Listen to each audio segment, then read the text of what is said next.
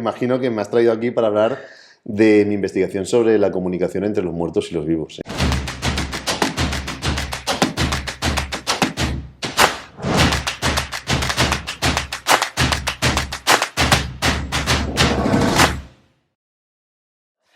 Lluís Pastor, a ver, tú eres experto en comunicación.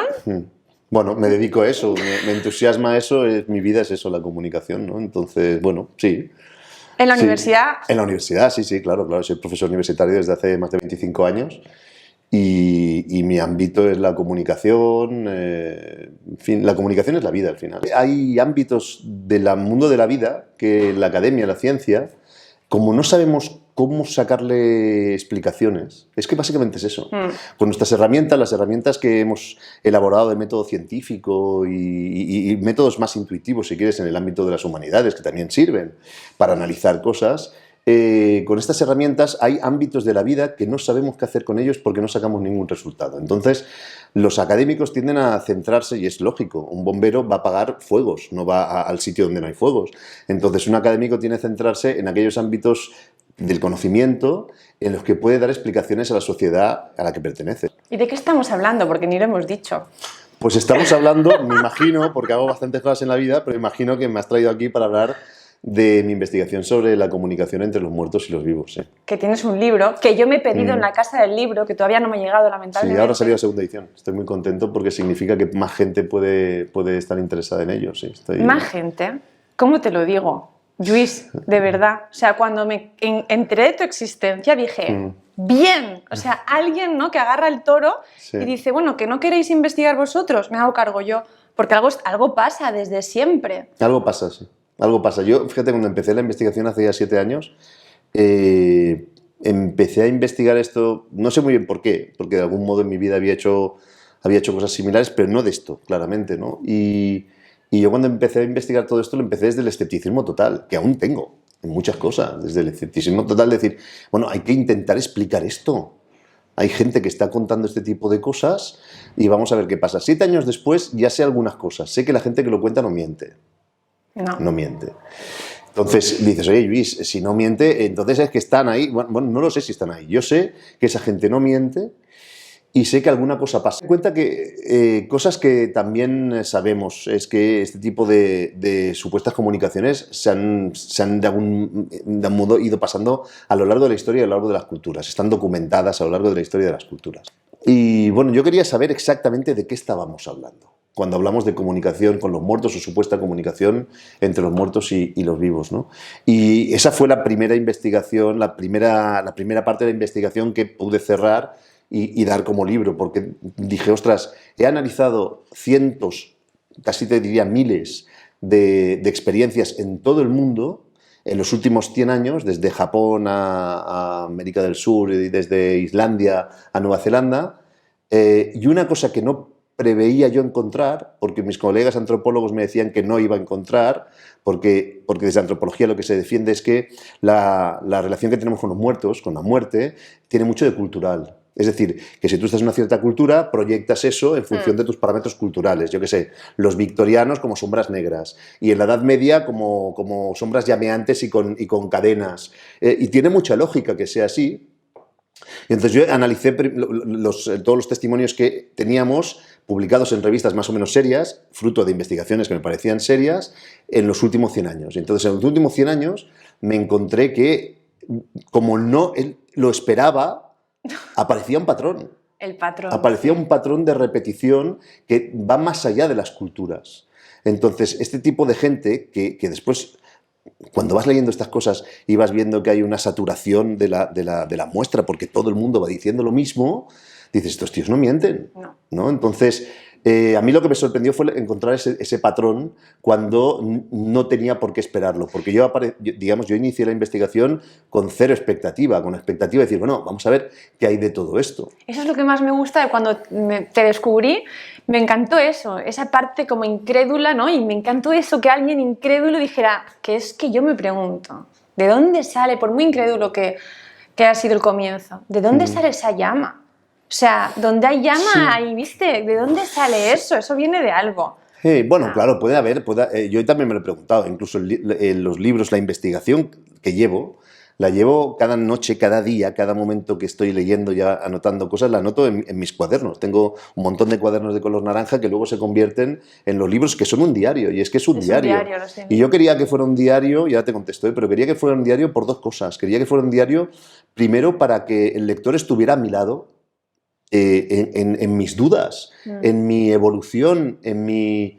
Yo quiero tener a gente a mi lado, si están interesados en eso, viendo que no voy a contarles yo la solución de la vida desde la cima de una montaña, como hacemos los libros. Yo he hecho un montón de libros. Yo los libros los he hecho desde la solución. O sea, cuando yo sé ya una cosa, hago el libro para explicarla. Entonces, claro, es lo que hacemos todos los profesores. Cuando conocemos algo, profesores, investigadores, científicos, cuando sabemos algo lo contamos desde la solución. Claro, a mí no se me ocurre ponerme a investigar eso de ninguna solución, porque una de las cosas que concibo es que me pase toda la vida investigando eso y no tenga solución. Dices, hostia, has dedicado la vida, es lo que me dicen muchos compañeros, ¿estás dedicando la vida a nada, Lluís? ¿Qué? Pues igual sí, estoy dedicando la vida a nada. Es que puede ser perfectamente. Entonces yo lo he escrito como un diario, y el que estoy haciendo ahora también sigue el diario, porque yo quiero que el lector esté a mi lado y vea lo jodido que es todo esto, que es investigar sobre una cosa que está mal vista y que tienes que trabajar en muchos ámbitos distintos. Y también quería que fuera un diario porque no tiene final, así como una novela tiene final, de un libro de un profesor listo, de un científico listo tiene final, y te dicen, mira, la solución es esto no tiene final, con lo cual es una especie de viaje en el que estoy yo embarcado. Nos encantan las soluciones y yo creo que no hay, que es como que todo es posible, me parece a mí. Sí, todo es posible. La verdad, si después de todos los años que le voy a dedicar a eso, creyera que voy a encontrar una solución, sería chulo también, la verdad. Porque es como puedes ayudar a la gente, ¿no? Porque fíjate que antes no me pasaba, porque la gente no asociaba a Lluís Pastor con ese tipo de investigaciones, las asociaba con un tipo de investigaciones sobre comunicación. Pero en los últimos años sí que me pasa, yo recibo correos de gente que está angustiada. Entonces, joder, es que cada vez que recibo nuestros correos se me parte el alma. Entonces, lo que dices, ¿cómo puedo ayudar? Ahí vamos. ¿Por qué yo estoy hablando con Lluís Pastor? Hola. ¿Por qué creo que este tema hay que tratarlo también en el crecimiento personal, el desarrollo personal? Porque hay un tema, hay un asuntito que creo que es un impedimento para seguir creciendo, que se llama duelo, y que normalmente cuando crecemos empiezan a aparecer, ¿no? Más de uno. ¿Y cómo sigues hacia adelante, ¿no? con los duelos? Entonces, cuando te crías sin creer en nada, ¿no? Que no hay nada, que no sé qué, no vas a... No, te dicen 4 palmaditas, a seguir adelante. Y ahí empiezas, te empiezan a interesar las FM, que cada vez están más investigadas, de verdad, seriamente, con estudios y todo eso. Y apareces tú, por eso digo yo, que es un consuelo, porque tú explicabas en esa charla, ¿no? Que en Estados Unidos esta asociación, ¿no? ¿Cómo se llama? Esta vía, esta rama... Los After Death Communication. Ahí va, que están dando mucho consuelo. Sí, no solo eso, fíjate, dos cosas de lo que apuntabas tú ahora, que son yo creo que son interesantes. Una de ellas, como tú apuntabas, si vivimos en un mundo estrictamente materialista, y yo no digo que no lo sea, es que al final igual solo es eso, pero si vivimos en un mundo radicalmente materialista, la muerte supone el final radicalmente de todo, con lo cual el recordar al otro es dolor continuo. Entonces, aunque no sea cierto, pongamos por caso, con carácter terapéutico en Estados Unidos, todas estas teorías o hipótesis de que tú puedes llegar a comunicar con la persona fallecida, cosas que sienten las personas que han perdido a su pareja, a su madre, a su padre, a su hijo, a su tío, es que por casa huelo como si estuviera, es que noto que me tocan, es que lo he visto o la he visto, esto que antes se tomaba como una locura, ahora en Estados Unidos se está orientando a que está bien. A que no sabemos si está ahí o no está ahí el difunto, pero si tú lo has vivido, lo has constatado y eso te hace sentirte más tranquilo, vívelo así. Eso es un gran cambio de paradigma. Eso es un gran cambio de paradigma, es un alivio. Porque ver al muerto o sentir al muerto, ya con todo el dolor que llevas, no es solo que tú estés loco o que no, sino que dices, oye, es plausible. No sabemos qué explicación hay. No sabemos ni siquiera si es cierto del todo. Pero si tú lo estás viviendo así, vívelo así. Porque así no se rompe ese contacto que tenías tú con esa persona, ese contacto emocional. Y eso ya está muy bien. Y la otra cuestión que te quería apuntar es que, claro, entre los testigos que te dicen que han tenido comunicaciones con fallecidos, es que muchos de ellos no están en periodo de duelo. Que Wow. yo también digo, bueno, pues puede Fuera. ser que todos estemos en duelo continuo. Tú antes me decías, Luis, ¿por qué te dedicas a eso? Yo me he autoinvestigado tantas veces con el espejo, decir, Luis, ¿por qué no estás haciendo otras cosas que te van a hacer mejor académico y vas a progresar en tu vida académica? Que eso no me va a permitir progresar, está clarísimo. Y yo me lo pregunto y digo, ostras, pues igual porque murió mi mamá cuando yo era un niño, o por 1000 cosas. Pero es que el duelo no dura 40 años, coño.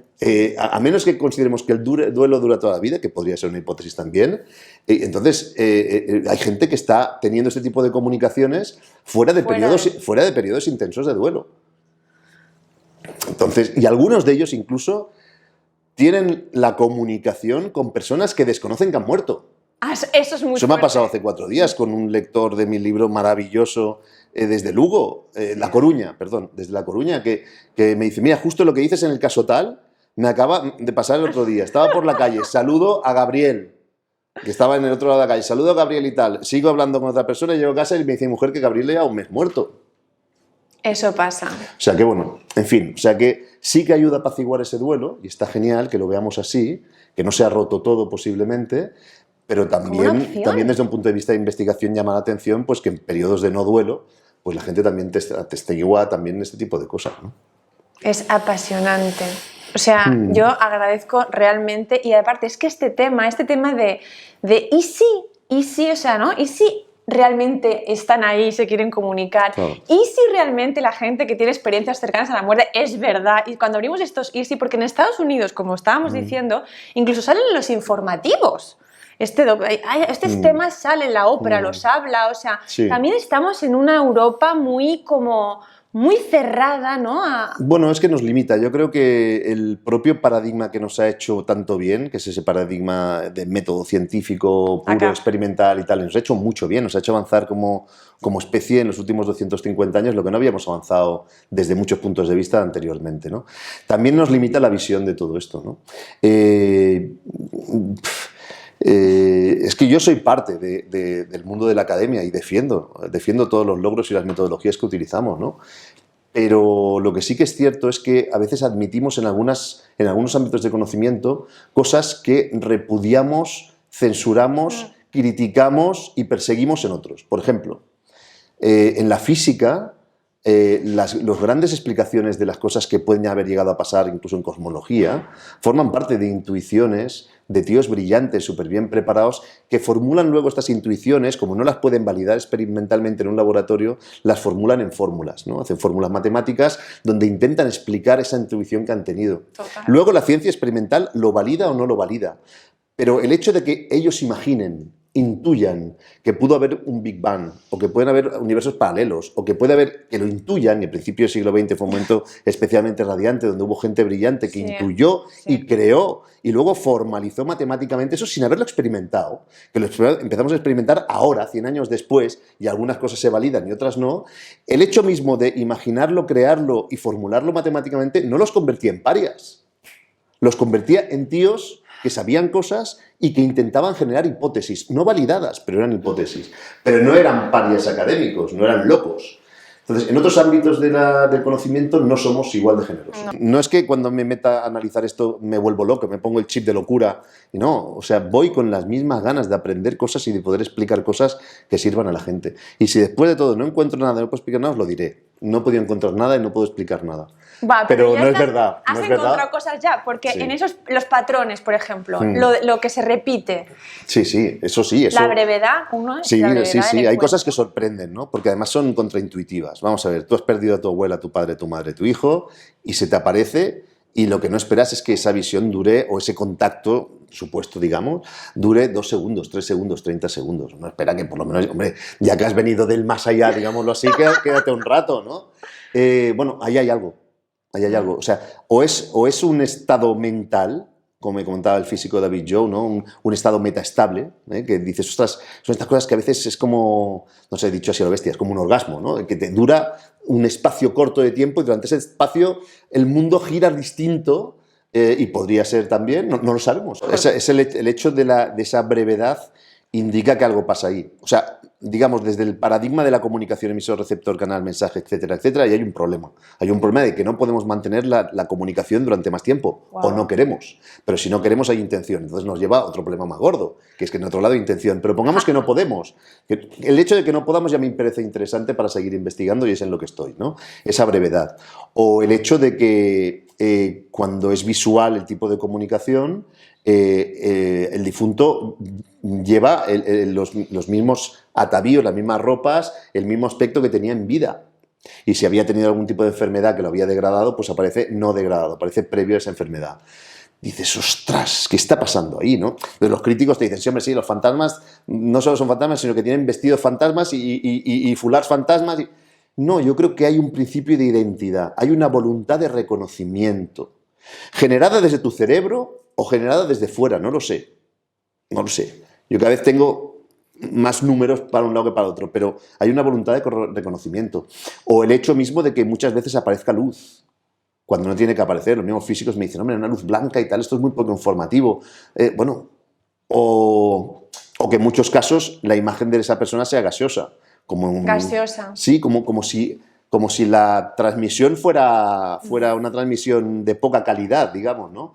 Y sobre todo y también que cuando hubo vínculo emocional en vida, ese amor se traslada en el momento del contacto y hay mensajes. O sea, hay mensajes que se trasladan, ¿no? Y que me parece fascinante que pueda haber mensajes tal como me lo explican los testigos, que, insisto, parto de la hipótesis que no mienten y parto de la hipótesis que no están locos.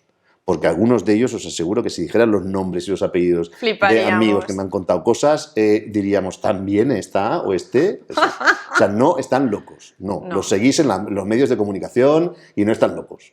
Y en todos los ámbitos del conocimiento, no. Sí, sí, es que la gente gente muy importante y tal, hace cositas que el resto de los mortales pensamos que son raras y están No, es que nos pasan, ¿sabes? Nos pasan. Nos pasan. Y bueno, digo nos pasan, pero yo he tenido la fortuna investigadora que a mí no me ha pasado. ¿A ti no te pasa? Claro. ¿No te ha pasado nunca? Claro, no. ¿Pero no, y en tu familia cercana? Bueno, mi familia es muy nuclear y no.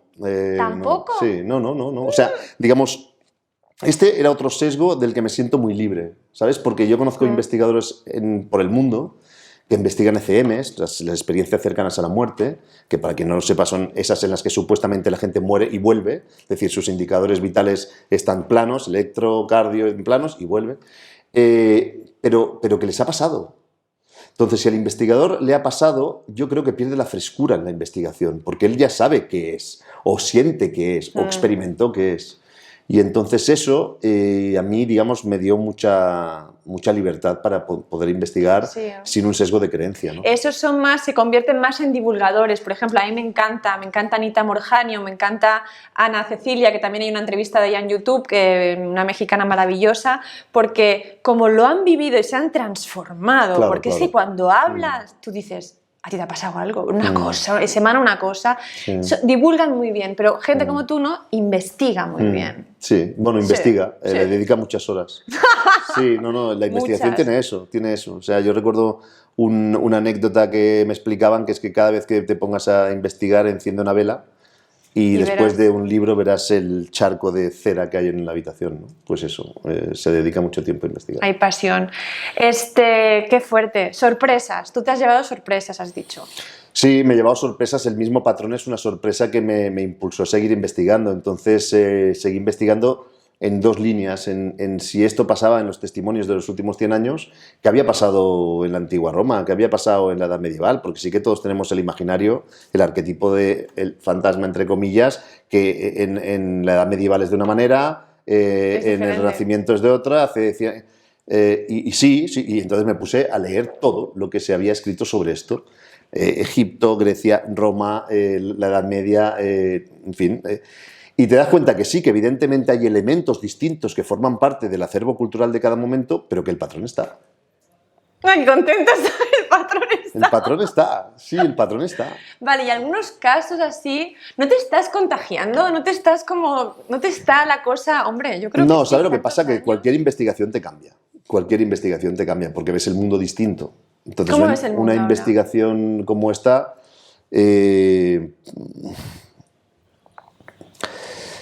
Bueno, la misma hipótesis con la que trabajo ya dice mucho de cómo ha girado la investigación, ¿no? La hipótesis es cómo podemos explicar que esto que pasa, pasa. Era la primera pregunta que tenía, nunca te hice. Esa ¿Sabes? era, ¿cuál es la hipótesis? La hipótesis es los muertos comunican con nosotros, vamos a ver cómo se puede explicar. Entonces, bueno, digas, alguien me escucha y dirá, este tío está loco, vaya profesor. Pero no, es que es una hipótesis. Es una hipótesis. Las hipótesis se investigan para validarlas o para refutarlas. Pero es que no tendría ningún sentido que yo tuviera como hipótesis que no hay nada ahí. ¿Para qué estás investigando si no hay nada? Ponte a investigar el Twitter de Trump, ¿no? Entonces, claro, dices, ostras, pues mi hipótesis después de los 7 años que llevo trabajando es esa. Me cabe en la cabeza una posible comunicación que me parece alucinante decirlo en voz alta, pero me cabe en la cabeza, entonces Qué bueno. hay que intentar saber qué puede llegar a estar pasando ahí. Que igual es algo nuestro, que no tiene nada que ver con lo de fuera, pero es esa vivencia la doy por buena. Entonces, sí, claro que te cambia, porque al final es una investigación esta en concreto, que lo decía en las primeras páginas de mi diario, del primero de los diarios, que era como una especie de mantra que yo me repetía. Voy a darle la voz a todo el mundo, voy a escucharlo todo, voy a investigarlo todo, voy a analizarlo todo y solo me quedaré con lo que yo pueda creer que tiene sentido científico, tiene sentido académico, tiene sentido social. Pero voy a escucharlo todo. Y claro, al escuchar todo, escuchas cosas que no hubiera escuchado en mi vida, conoces a personas que no hubiera conocido en mi vida, lees libros que no hubieras leído en tu vida. Pero no solo libros que nos podemos estar imaginando ahora, Luis, que está leyendo de extraño, no, libros de física, libros de... Yo soy un profesor de comunicación, con una formación en comunicación, en filología, en fin, yo vengo de un mundo determinado, ¿no? Un mundo muy social, muy humanístico. Entonces, bueno, pues es fascinante, ¿no? Porque sí, el otro día estaba y estuve 6 horas en la consulta de un médico que trabaja de una manera distinta, viendo cómo trabaja. Y son este tipo de cosas que te lleva a esta investigación. Es una investigación que realmente te vincula, me siento súper vinculado a lo que decidí en su momento hacer, que era la comunicación, porque me vincula a la vida. Aunque estamos hablando de comunicación con los muertos, me vincula realmente a la vida. Totalmente de acuerdo. Yo creo que, o sea, también este tema me está interesando porque como más me interesa, es como que si sintiera que antes vivía de espaldas a ello. Como creo que vivimos muchos, ¿no? A ello, sí. Vivimos de espalda a la muerte, vivimos de espalda a todo eso que no podemos entender ni explicar. Y de golpe cuando uno se gira, ¿no? La sombra, ¿no? Cuando uno se gira y dice, hombre, pues vamos a empezar a hablar porque yo así no puedo seguir. Sí, la muerte en nuestra sociedad es un acto administrativo y morirse es de mal gusto. Hostia. Es un acto administrativo, sí. Nos morimos en habitaciones de sitios que desconocemos, muchas veces solos. Ya no te digo ahora, digamos, que estamos viviendo este desastre, ¿no? Pero es un acto administrativo, ¿no? Que a veces incluso se esconde, ¿no? Antes la muerte durante un cierto se mostraba porque decías, oye, estoy en periodo de duelo y había signos, ¿no? Esto es mi mundo de comunicación básico, ¿no? Había signos que mostraban que esa persona estaba viviendo en proceso de duelo, ¿no? Ahora es todo lo contrario. Ahora incluso intentamos no solo no hablar, sino que realmente, oye, se ha muerto el abuelo, pues es igual, o sea, ya al día siguiente todo ha cambiado, ¿no? Ya está. Bueno, hay cosas muy interesantes en nuestro mundo y hay cosas que nos obligan a repensar también cómo nos relacionamos unos con otros, ¿no? Y bueno, evidentemente la muerte es un elemento, como además lo vamos a vivir todos, señores que están viendo ustedes esto y lo que estamos aquí, pues no nos queda otra que repensar alguna vez también sobre esto, ¿no? Y además, oye, que yo siempre digo lo mismo, que a mí me encanta el budismo y yo a veces voy aquí a meditar aquí al centro, pero que se habla mucho de los budistas para, ¿no?, el desapego, el no sé qué, pero para el tema de la muerte, que también ellos lo llevan muy bien, no los nombran, o sea, agarramos lo que nos interesa. Sí, porque es un tema que está fuera de foco. Está fuera de foco totalmente. lo que llamamos la gente de comunicación, la agenda social, la agenda comunicativa está fuera de agenda. Yo y creo los que está budistas cambiando. tienen cosas interesantísimas que explicar sobre esto. Los bardos, ¿no? Exacto, los bardos, sí, y bueno, en fin, o sea, hay mucha tela que cortar ahí también, ¿no? O sea, que sí. Tienes trabajo.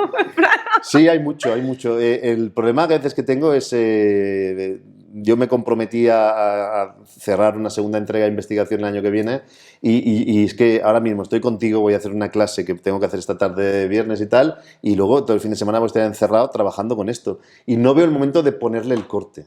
¿Sabes? Porque dices, hombre, si fuera una película o una serie que tiene el capítulo donde ella lo deja a él o donde este mata al otro, dices, ya lo tengo. Pero es que esto cada día vas haciendo acopio de un granito de arena más y de un granito de arena más. y no sabes exactamente... Qué apasionado. Oye, ¿y el amor? ¿Qué pinta el amor en todo esto que también lo nombras? Pues el amor es crucial. Además de lo del vínculo y tal. El amor tal. es crucial. El amor es crucial. El amor es crucial porque en estas comunicaciones, si hubo amor en vida, si hubo vínculo emocional en vida, hubo amor, es más fácil que no solo que se produzcan, sino y esto me parece muy interesante, sino que se viertan mensajes, que haya un intercambio de mensajes, ¿no? Porque es una cosa que dices, ostras, ¿hay mensajes? Pues sí, hay mensajes, ¿no? Hay algunos mensajes que uno podría pensar que son triviales, pero bien analizados no lo son, y hay otros que de entrada ya me parecen muy poco triviales y que hay que analizar. Pero el amor es muy importante. Uno entiende muchas cosas de un modo distinto cuando analiza esto, y te das cuenta que el amor es tan importante que lo mueve realmente todo. Estas cosas que decimos, todas las religiones se basan en el amor, porque es que si nos tenemos que quedar con algo, hay que quedarse con el amor. Si de las 50.000 palabras del diccionario nos dicen quédense con una como especie, yo propondría que nos quedáramos con el amor, porque realmente es lo que vincula todo con todo. Y en estos casos también parece que se muestra que es así, ¿no? ¿Tú crees que también esta investigación te ha hecho vivir la vida más desde el amor? Me ha hecho vivir la vida y me está haciendo vivir la vida distinto y lo agradezco mucho porque me estaba perdiendo muchas cosas. Sí, me estaba perdiendo muchas cosas a nivel, desde un punto de vista académico, porque al final todos vamos transitando por nuestros propios raíles, ¿no? Entonces es como si te hubieras cambiado la lente de la cámara y hubieras puesto un gran angular, ¿no? Y dices, ¡oh, por Dios! Todo esto también está ahí, ¿no? Y sí, te cambia. Cualquier investigación cambia al investigador y esta te cambia mucho. Sí. Qué guay. ¿Algún ejemplo? Porque seguro que están ahí en plan, hay alguna historia esta, no sé qué, lo típico, pero no cuenta historia. Sí, claro, se está contando aquí, pero no cuenta historia. Mucha hipótesis, pero... Sí, claro, muy poca historia. Bueno, hay muchísimos ejemplos, Seguramente los que pueden sorprender más a la gente son los que son más inesperados, ¿no? Es decir, que, en fin... Yo qué sé, casos, ¿no? Estás cocinando unos espagueti a la boloñesa y te suena el teléfono que tienes en la cocina y coges el teléfono y es tu hija muerta y te dice, mamá, es la receta que me gustaba. Y tú le dices, pero, reconoces la voz, te dice eso y tal y cuelga. Y tú miras y dices, no, si tenemos la línea del teléfono cortada que están haciendo obras desde ayer. Entonces te pones en contacto con la compañía y le dices, no señora, no le hemos dado la línea sigue cortada, no puede tener ningún tipo de llamada, ¿no? Bueno, este tipo de cosas, ¿no? Es que llama la atención el hecho de que la persona está en cualquiera, no es que está ahí, ¿no? Sino que está haciendo ahí, cocinando, ¿no? Y sí, ¡pam! Sí, eso es una cosa, es una de las primeras cosas que me llamó la atención, muy al principio. Uno de los primeros autores que leí fue un islandés que se llama Haraldsson, que es un tío muy bueno, que está todavía vivo y que le envió un correillo, tiene 90 y pico de años. Bueno, estaba vivo hace 90. ¿Lo vas a conocer? Es que mi investigación ya va por otros lados, Vale. porque yo podría seguir haciendo acopio de casos y casos, pero es que ya sé lo que me van a decir. Es que ya ha salido el patrón de esos casos. Ahora lo que hay que hacer es avanzar hacia otros. Hay gente que se queda aquí porque dices, hombre, como no puedes darle más explicaciones y ponerse a buscar explicaciones como un loco, es dedicar tu vida a esto y no siempre apetece, pues dices, oye, pues repito casos. Pero en el libro que saqué creo que hay 100 y pico, que hice una mega selección de todos los que tenía. Es que si hago 100 y pico más, esto es como que los 200 mejores chistes de andaluces, ¿no? Puedes ir poniendo... ¿no? ¿Y por qué derrotero se está yendo la Pues investigación? Durante un tiempo estuve analizando qué pasaba en otros momentos de la historia en otras culturas para confirmar si el patrón estaba ahí. No lo tengo en extenso terminado todo esto, pero hay buenos indicios y lo que sí que estoy es buscando explicaciones. Entonces buscar explicaciones pues significa pues partir desde cero y aprender física, y partir desde cero y aprender medicina, y partir desde cero aprender biología, rodearme de gente que me puede estar apoyando para explicarme cosas que no entiendo. ¿Por qué? ¿Por qué física, medicina, biología? Porque las hipótesis que se pueden acercar más a un planteamiento observable son hipótesis que tienen que ver con nuestro medio, es decir, con la física, que tienen que ver con nuestro cuerpo, es decir, la medicina, y que tienen que ver por el hecho de que seamos seres vivos, es decir, la biología. Y bueno, pues sí, me dices, Luis, ¿sabes algo? No sé nada. Solo sé, ahora estoy en un túnel. Sé que no sé nada. Claro, sí, sé que estoy en un túnel y no veo luz al final, o sea, pero estoy en un túnel Pero al final los túneles se terminan picando metros y metros y metros y metros y ver qué pasa, ¿no? Vale, y si yo ahora te preguntara, Lluís, hoy, así, ya, ahora, no sé qué día es, 23, 23 de ¿no? octubre. De octubre. ¿Tú crees que hay algo más? O sea, ¿tú crees que hay... Tú, Lluís, no Lluís el investigador, ni Lluís Sí. tú, Lluís persona normal o humana. Bueno, es que realmente si he tomado como hipótesis el hecho de que esto pasa, es porque en mi mente pesa más ahora mismo esto pasa. Esto pasa. Entonces, ¿qué dices? ¿Cómo puede ser? Mira, cuando pienso estas cosas, digo, ¿pero cómo puede ser que pienses esto? Pienso en otras personas tan inteligentes o mucho más que yo que a lo largo de la historia se han acercado a este fenómeno y que han tomado esa hipótesis de entrada como buena. Pero físicos, pero filósofos, pero médicos, hace apenas 100 años. O sea que todo esto se ha ido arrinconando con el tiempo, pero había gente súper inteligente. Los Curie no iban a las... O Myers, o 1000 personas que antes se han acercado, Jung, ostras. Entonces, yo creo que ya es interesante no negar la hipótesis. Total. ¿Sabes? No negar la hipótesis. Vamos a jugar con que esto es posible. Vamos a jugar. Ya sabemos que si no lo podemos demostrar tal método empírico y tal, pues seguramente no. Pues bueno, pues seguramente no. Pero no neguemos una hipótesis, ¿no? Abramos los ojos. Abramos los ojos. Cuando tanta gente nos dice que estas cosas pasan, Madre mía. ya que nos han pagado para que nos formemos, pues algunos de nosotros pues igual nos podemos dedicar a eso. Otros se tienen que dedicar a cosas, digamos, seguramente más perentorias. Y más perentorias, más del día a día, más... Pero algunos de nosotros, pues, ¿sabes? Que nos podamos dedicar a esto para poder ayudar. Solo que pudiéramos... A veces, incluso investigando cosas imposibles de resolver, el ser humano ha encontrado la solución a otros problemas más cercanos, ¿sabes? Pero es que, bueno, hay que tener un poco de arrojo en eso. Tú que eres amante de Francia, que te has formado en el Lycée Français, Sí. Mi pareja es francesa, ya lo sabéis muchos, Descartes, ¿qué onda? ¿Crees que nos saca? Porque los franceses, por ejemplo, a él estos temas como, es que urticaria, porque es como la razón, ¿qué pasa ahí? Ya. ¿Qué? Pero hay buenos investigadores en Francia también, ¿no? Hay raritos también. Mismo René Descartes, yo creo que Sí, sabía cosas que no explicaba del todo también. O sea que, bueno, en fin. Y hemos agarrado solo lo que nos sirve. Bueno, por ahí, también es lógico. Es que al final, ten en cuenta que Galileo lo queman, ¿no? Al final, ostras, dices, ¿no?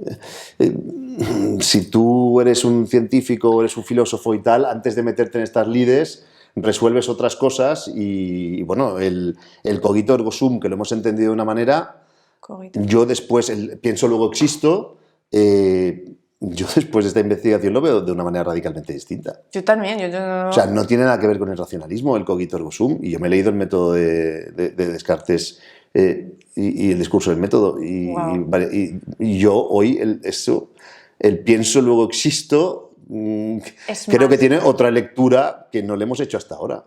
Que no voy a hacer ahora porque yo creo que hay que prepararse mejor, pero vaya. Es que, ¿no te parece que actualmente es como que se ha girado? Como que antes quemaban, ¿no?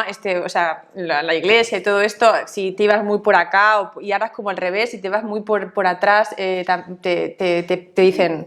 Sí, bueno, te ponen en pseudociencia enseguida. Sí, claro. Sí, es que el método científico es un método que tiene que ayudarnos a buscar la verdad de las cosas, a buscar más conocimiento del que tenemos hoy.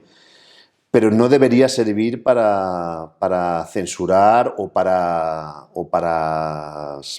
de alguna manera, señalar a aquellas personas que están intentando buscar denodadamente soluciones dentro de ese marco. Dentro de ese marco, ¿sabes? Dentro del marco de querer ayudar a la gente con la tradición que tenemos de nuestros métodos, de nuestras herramientas de análisis, ¿sabes? Y herramientas de análisis igual hay que ampliarlas también, pero con esa voluntad, ¿no? Entonces, bueno, todo llevado al extremo se convierte en la peor parte de las religiones. Las religiones son maravillosas porque nos han ayudado muchísimo como seres humanos, como especie, pero la religión llevada al extremo, digamos, del control absoluto, tiene un efecto devastador para el conocimiento, para el crecimiento espiritual y para todo. Para todo. Entonces, aplicar nuestros métodos experimentales como esa parte de control de la religión hace que también se pierdan muchas ideas y se pierdan muchos esfuerzos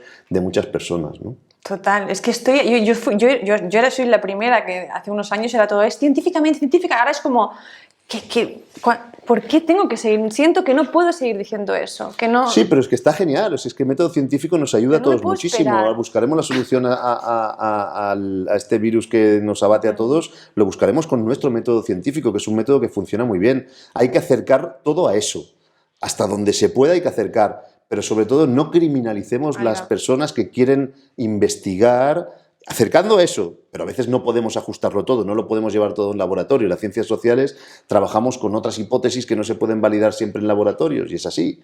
No criminalicemos por eso, no convirtamos a las personas que están haciendo eso con toda la intención de hacerlo, siguiendo las herramientas que nos hemos dotado, los académicos, los profesores, no los criminalicemos y no los llevemos a la pira, ¿no? Es decir, que, o sí, llévenlos, pero que sepamos que estamos haciendo un mal para aquella gente que quiere hacer un bien. Ay, Lluís Pastor, me has dejado. Vaya.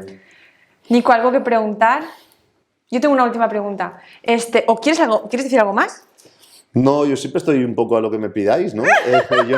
Yo puedo estar hablando aquí y podemos hacer un Fidel Castro, ¿no? Que traemos más agua y estamos 7 horas más, ¿no? O sea, que... Yo lo noto en la posición corporal. Tú que sabes mucho, yo también sé de comunicación no verbal, y aquí hay una cosa de No, sí, yo puedo seguir contando las cosas que me apasionan durante mucho tiempo, sí, claro que sí.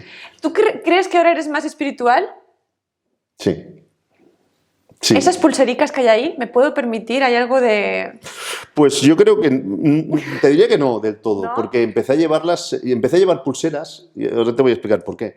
Porque mis hijas, cuando eran pequeñas, ahora ya son 2 mujeres, me regalaban pulseras que hacían ellas con hilos. Entonces yo iba con las pulseras con hilos, se iban cayendo y me iban reponiendo ellas las pulseras con hilos. ¿Ibas a la universidad, sí? Claro. Vale. Sí. Sí, no, las pulseras con hilos no son tan sospechosas como las pulseras de minerales. Estas ya son un poco sospechosas. Y luego, pues, fui un día para aprender qué era el Reiki, porque me interesaba, y estuvimos hablando de minerales con la persona Ana, que estuvo trabajando ahí conmigo y tal, me pareció muy interesante, y empecé a leer sobre minerales también, que es lo que hacemos los profes, leer, y a sentir. Y bueno, y desde entonces pues llevo los minerales que siento que no es que me hagan bien, es que si me los quitas ahora te van a hacer mal, no, voy a estar igual. Pero que es como los fulars, ¿no? Me lo pongo y estoy en casa. Entonces, bueno, es casa. Fular y piedritas. Has dicho Reiki. El Reiki tampoco es una pseudociencia en toda regla. No. Sí, claramente. Sí. Bueno, es una terapia, ni siquiera... Nada. No es nada. Pero en cambio hay, por ejemplo, en Alemania creo que es, ¿no? En los hospitales, incluso creo que es en los públicos, ¿no? Se hace Reiki, incluso muchos enfermos... Mira, sí. Esto lo he aprendido de los médicos, de las lecturas que he hecho últimamente y de los contactos que he tenido. Y es muy interesante porque, claro, nunca me había puesto en la cabeza un médico. Y es que una cosa que le obsesiona al médico es curar. Entonces, muchas veces hacen cosas, desde la ciencia, es la ciencia más experimental, hacen cosas que ellos no saben muy bien por qué, pero están curando. Entonces, si tú sabes que una cosa está curando a alguien que necesita ser curado, ¿lo dejas de hacer o qué? Pues no lo dejan de hacer y me parece muy bien. Y entonces, bueno, en otros lugares de la Tierra, que igual el paradigma lo tienen más abierto y permiten la entrada de otro tipo de terapias que parece que ayudan, pues las admiten. Y en sitios que pues no, dices, ostras, hasta que no me demuestres que 100 de cada 100 o 90 de cada 100, pero también tiene su lógica. Yo creo que todo tiene su lógica y todo tiene que ir cogiendo el espacio que necesita a lo largo del tiempo, ¿sabes? Y cohabitar, ¿no? Poder cohabitar, ¿no? Sí, poder cohabitar sería maravilloso. Los profes buscamos explicaciones. Nos pagan para eso, para buscar explicaciones de todo lo que nos pasa. Bueno, en general. Pero buscamos explicaciones. Y los médicos también, pero sobre todo ellos lo que quieren es curar. Entonces, a veces te dicen, es que esto funciona. Yo no sé exactamente y tal, funciona. Hay distintas teorías, pero funciona, pues funciona, ya está. Y además, fíjate, los médicos, por ejemplo, están perdiendo algo que era uno de sus superpoderes, que era tocar. Te tocaban y se generaba un vínculo. El hecho de, por ejemplo, yo he vivido mucho en Latinoamérica Y me sorprendió mucho que allí te tocan un montón, o sea, te tocan el cuello, te miran los ganglios, no sé qué, no sé qué.